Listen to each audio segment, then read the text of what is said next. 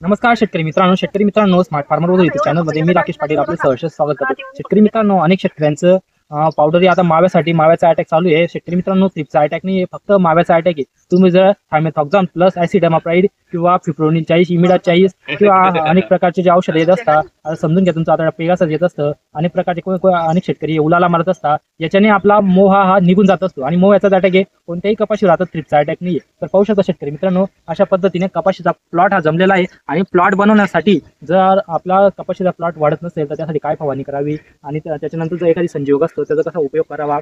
आता आपल्या कपाशीवर आता या सध्या पतंग दिसत आहे, तर बोंडअळीचा प्रादुर्भाव होऊ शकतो, त्यासाठी कोणती फवारणी करावी, कोणते औषध मारावं, त्यासाठी आज आपण व्हिडिओ बनवतो। तर शेतकरी मित्रांनो, अशा पद्धतीने आता वातावरण खराब आहे, माव्याचं एक औषध वापरायचं आहे आपल्याला कोणत्याही याच्यामध्ये सांगितलं त्याच्यामधून, आणि आपल्याला बोंडअळीसाठी आपण 20% क्लोरो येत असतो, ट्रायसल नावाने येत असतो। त्याच्यानंतर आपल्याला चालूला आता प्युराक्रॉन येत असतं सिजंटा कंपनीचा, प्रतिपंप 40 ml जरी वापरलं तरी आपली बोंडअळी निघून जाऊ शकते। किंवा आपलं सुमोटोमो कंपनीचं डेनिटॉल येत असतं, तेही आपल्याला वापरायचं प्रतिपंप 40 ml, त्याच्यानेही आपली बोंडअळी निघून जात असते। किंवा प्रोपिक सुपर येत असतं नागार्जुन कंपनीचं, तेही आपण 30-35 ml वापरलं तरी आपली बोंडअळी ही निघून जात असते, पतंगी मरत असतात। शेतकरी मित्रांनो, अशा पद्धतीने आपल्याला एक माव्याचं औषध आणि अळीसाठी आपल्याला पावडर अशा पद्धतीने आपण, आणि शेतकरी मित्रांनो कंपल्सरी आपल्याला बुरशीनाशकाची फवारणी घ्यायची, त्यामुळे आपले पान असतं ते खराब होत नसतं, ग्रीनरी असते ती टिकून राहत असते आणि आपल्याला योग्य प्रकारे हा रिझल्ट मिळत असतो। शेतकरी मित्रांनो, अशा पद्धतीने जे रिझल्टचे व्हिडिओ असतात, त्याच्यानंतर जे शेतकऱ्यांना रिझल्ट मिळत असतो त्याचे व्हिडिओ बनवून आपण टाकत असतो,